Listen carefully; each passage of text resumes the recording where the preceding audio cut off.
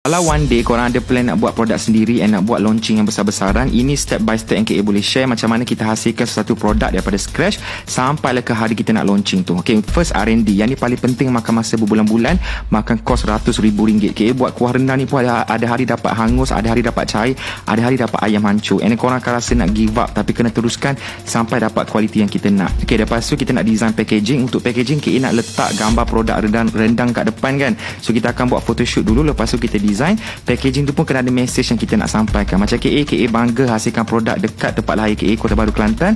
Jadi itu message yang KA nak sampaikan dalam packaging. Lepas tu kita boleh start planning untuk launching event nanti, dekat mana kita nak buat launching event tu, and crowd ada ke tak, nak buat backdrop macam mana, nak buat tema macam mana, hari apa, kena decide lah. And then special untuk launching esok, KA nak buat giveaway tiket ke New Zealand kan. So KA meeting dengan kedutaan New Zealand untuk settingkan semua lah. Lepas tu kita kena buat photoshoot produk. Yang ni pun kena ada tema apa yang korang nak carry dengan produk korang ni.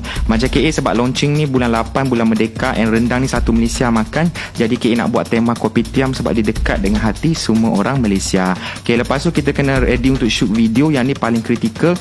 Nak launching video kena banyak sebab kita nak bagi orang aware yang kita nak buat launching event nanti. Okay, so trailer ni KA shoot makan masa berminggu-minggu, tapi planning tu berbulan-bulan lamanya. Memang barai. Daripada malam, siang, pagi memang shooting tak berhenti. And then KA ada hire 3D artist untuk buat 3D model untuk produk ni.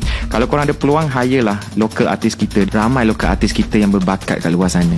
Okay, lepas tu kita sambung shooting dekat kilang pula, sebab KA nak tunjuk apakah proses penghasilan produk lokal tersebut. Sebab kita kena bangga kan dengan produk yang kita hasilkan ni. Tunjuk macam mana kita buat, kualiti kita jaga semua.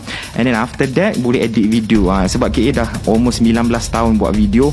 Memang KA tak bagi orang yang edit. Saya memang buat sendiri, saya minat benda ni. Dalam masa yang sama kita mulakan production, sebab nak prepare 70,000 paket ni bukan mudah. Ada hari kita buat, kita akan dapat yang basi, yang bocor, yang kembung dia punya packaging tu. Tapi itu normal untuk stage awal-awal, sebab kita pun baru nak kenal produk kita ni macam mana. Teruskan production, and akhirnya stock dah ready, content dah ready, plan dah ready, and now esok dah boleh launching. Okay, now ada orang akan terfikir, KA boleh ke saya nak buat macam ni juga? Saya tak ada modal macam KA, saya tak ada kilang macam KA. Jawapan dia boleh, tapi korang kena start langkah yang pertama tu. Sama macam semua orang, KA pun mula daripada langkah pertama, daripada zero. Saya memang tak tahu langsung berniaga. KA tak pernah imagine pun boleh ada yang macam sekarang ni. Kalau tanya 5 tahun lepas, memang KA tak tahu apa-apa.